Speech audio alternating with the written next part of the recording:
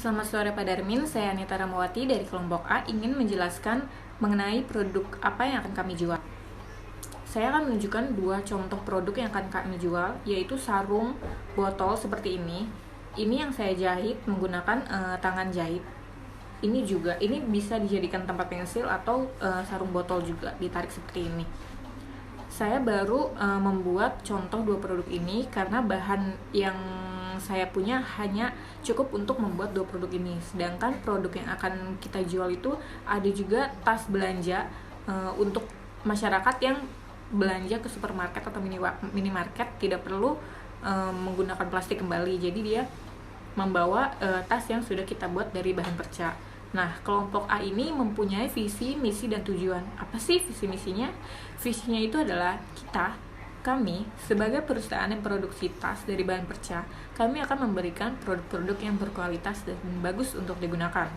Serta untuk misinya itu yang pertama, memenuhi kebutuhan konsumen, menyediakan produk yang berkualitas tinggi dengan harga terjangkau, menyediakan produk yang inovatif, dan memberikan pelayanan terbaik untuk menjaga kepercayaan konsumen. Nah, untuk tujuannya sendiri apa sih? Kenapa kami memilih memproduksi dari bahan perca? Karena kami ingin mendaur ulang kembali bahan bekas yang sudah tidak terpakai menjadi barang yang mempunyai nilai, seperti yang sudah tadi saya jelaskan mengenai produk dari kelompok A. Nah, dengan adanya kita mendaur ulang bahan-bahan bekas yang sudah tidak terpakai, maka sampah dari bahan bekas akan berkurang dan juga dapat mengurangi adanya penggunaan plastik dalam berbelanja. Itulah visi misi dan tujuan dari kelompok A. Untuk penjelasan mengenai customer segment sampai ke struktur akan dijelaskan oleh teman saya selanjutnya. Selanjutnya ada customer segment. Customer segment ini merupakan salah satu komponen penting dari bisnis kanvas. Nah, siapa sih customer segment dari perusahaan kami? Customer segment perusahaan kami termasuk dalam pasar terbuka. Mengapa? Karena produk yang kami jual atau yang kami pasarkan tidak terpatok pada kalangan dan umur.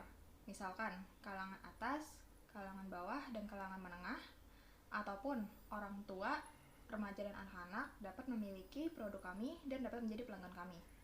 Salah satu tujuan dari produk kami adalah untuk mengurangi adanya penggunaan plastik. Seperti yang kita ketahui, masyarakat masih banyak yang menggunakan plastik seperti membeli makanan, membeli pakaian, membeli bahan baku, baik itu di toko, di mall, atau bahkan belanja makanan di luar rumah atau untuk kegiatan sehari-hari, masih banyak untuk menggunakan plastik. Seperti kadang ada orang yang malas untuk bawa tas, mending gue bawa plastik aja deh daripada bawa tas atau bawa makanan menggunakan styrofoam. Itu kan bisa langsung dibuang ya sekali pakai, jadi lebih baik langsung buang aja pakai plastik daripada gue bawa tas terus gue bawa pulang lagi gitu kan, ada yang kayak gitu.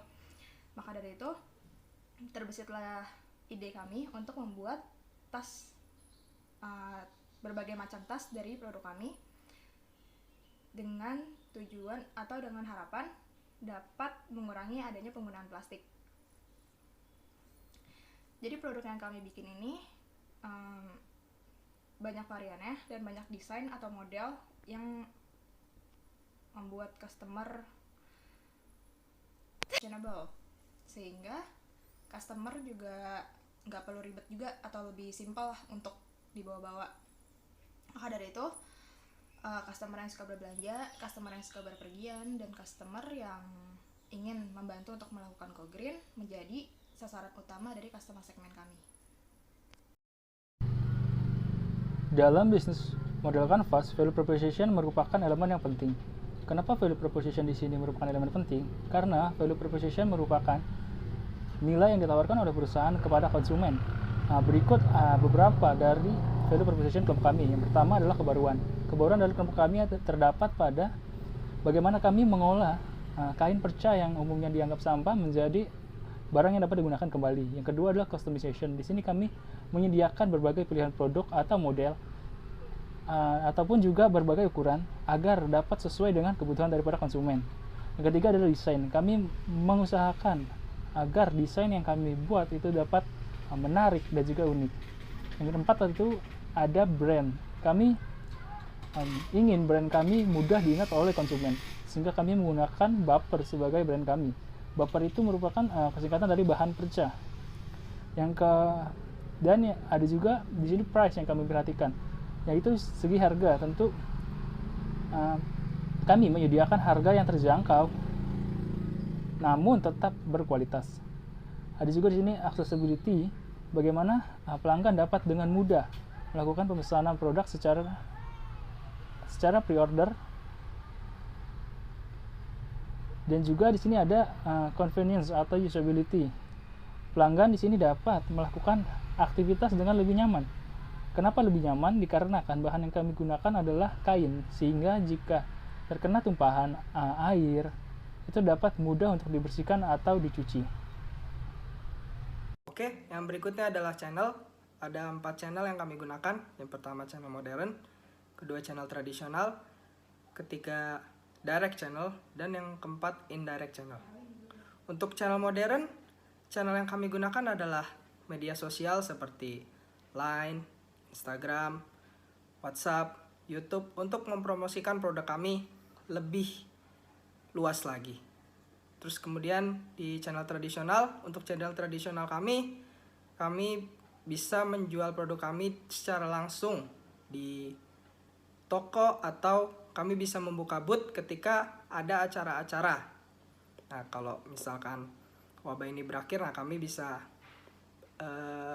buka booth di Trisakti. Kemudian ada direct channel. Untuk direct channel kami bisa menjual produk kami secara langsung, misalkan ke kerabat, atau kami bisa dengan tenaga penjual yang menjual produk kami secara langsung. Kemudian untuk indirect channel, di indirect channel kami bisa bekerja sama dengan pengusaha yang mempunyai toko tas untuk mempromosikan produk kami. Bisa produk kami taruh di toko mereka untuk sama-sama mempromosikan tas kami. Sekian untuk channel. Hubungan dengan customer itu adalah salah satu hal yang sangat penting, karena kepuasan pelanggan itu akan menjadi keuntungan bagi suatu perusahaan tersebut. Nah, dalam program BMC kami ini, bagaimana sih cara kami membangun hubungan dengan customer? Yang pertama itu, dari kelompok kami memiliki rencana untuk menyediakan suatu forum, di mana di situ nanti terbangun komunikasi gitu. Jadi setiap pelanggan kami bisa kasih kritik dan sarannya di forum tersebut. Nah, salah satunya itu adalah dengan menggunakan sosial media yang sudah kami buat, contohnya di Instagram. Jadi mereka bebas kasih pendapat tentang apa yang mereka rasakan terhadap produk kita. Nah, terus kita juga akan memberikan diskon supaya mereka lebih tertarik untuk membeli produk kita. Diskonnya itu bagi orang-orang yang melakukan pre-order terhadap produk kita itu. Terus juga supaya mereka merasa terjamin, kami memberikan garansi terhadap produk tersebut. Nah, garansi yang kami berikan ini selama 1 bulan. Misalkan ada sedikit kerusakan atau sobek yang masih bisa kami benarkan tanpa, maksudnya memang itu misalkan rusak di jahitan, ya kami akan perbaiki itu. Tetapi memang jika jadi kerusakan dalam 1 bulan tersebut yang tidak bisa diperbaiki, maka kami akan tukar dengan bahan yang baru. Sekian kurang lebih bagaimana cara kami membangun hubungan yang baik dengan customer kami. Selanjutnya adalah revenue stream. Revenue stream adalah sumber-sumber pendapatan dari suatu usaha, di mana usaha kami akan berdasarkan kepada penjualan dari produk kami yang berupa tas berbahan kain perca. Penjualan produk kami dapat dibagi menjadi 2 kategori. 1, penjualan secara online, di mana kami akan menjual lewat website e-commerce yang ada.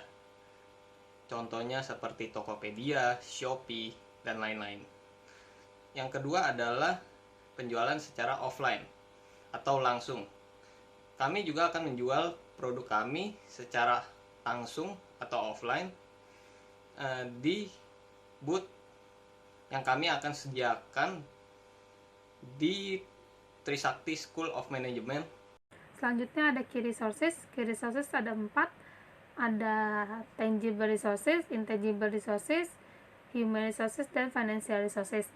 Yang pertama ada tangible resources, itu berupa gadgets. Gadgets ini kita butuhkan yaitu PC dan handphone, karena pendistribusian atau promosi kelompok kami juga bukan hanya melalui stand atau booth, tetapi lewat sosial media juga. Yang kedua ada mesin jahit, ada kain perca itu sendiri, ada benang, jarum, dan alat tulis lainnya. Yang kedua ada intangible resources. Intangible resources itu berupa networking, di mana kelompok kami butuhkan untuk promosi produk lewat sosial media. Yang kedua ada intellectual asset, berupa desain logo dari Bapak itu sendiri. Yang ketiga ada data customer, yaitu nama, alamat, nomor telepon, dan juga variasi yang diminati. Yang keempat ada data dari supplier atau dari partnership. Data dari partnership ini berupa alamat dan jenis kain perca yang kami butuhkan. Ketiga ada human resources. Human resources ini berupa tenaga kerja. Tenaga kerjanya ini yaitu 10 anggota tim kami. Selanjutnya ada financial resources. Financial resources ini berupa dana atau modal kerja dari kelompok kami, dan juga ada sponsorship. Selanjutnya key activities. Key activities dari produk yang kami tawarkan ini, yang pertama itu adalah proses. Proses di sini mencakup proses pengumpulan bahan baku yang utama, yaitu kain perca, proses pengerjaan produk itu sendiri seperti penjahitan dan lain-lain, dan proses pendesainan produk yang mana kami lakukan secara mandiri tanpa melibatkan pihak ketiga manapun, sehingga menjadikan produk yang kami jual atau yang kami tawarkan ini original. Di dalam proses ini juga terdapat quality control. Key activities quality control ini kami lakukan untuk menjamin kualitas yang kami tawarkan kepada pelanggan. Yang selanjutnya, key activities selanjutnya itu marketing. Kenapa marketing ini perlu? Karena pada proses marketing ini kami dapat menyampaikan atau memperkenalkan juga produk yang kami tawarkan dan juga value yang kami tawarkan kepada pelanggan, sehingga pelanggan juga lebih mengerti tentang produk kami dan value yang kami tawarkan. Selanjutnya, saya akan menjelaskan mengenai key partnership. Dalam bisnis kami memiliki 2 key partnership. Yang pertama adalah bekerja sama dengan konveksi startup. Upaya ini kami lakukan untuk mendapatkan bahan berupa kain perca yang merupakan limbah dari hasil konveksi mereka dengan harga yang lebih murah. Hal ini dapat menekan biaya produksi kami dari bahan utama kami, yaitu kain perca. Contohnya, bekerja sama dengan konveksi rumahan yang belum memiliki tempat penampungan untuk kain-kain mereka. Dengan hal ini, kami dapat memperoleh kain perca kami dengan harga yang cenderung lebih murah, bahkan gratis. Yang kedua adalah berkolaborasi dengan perusahaan yang memiliki bidang bisnis yang sama, yang telah memiliki brand secara official. Misalnya dengan kita bisa search di YouTube ataupun di Instagram, ada yang namanya kain perca _melody. Dia udah memiliki 7.000 lebih followers. Dengan berkolaborasi dengan pihak-pihak yang telah memiliki official seperti itu, dapat menekan biaya pemasaran kami dengan saling mereview produk kami satu dengan yang lain.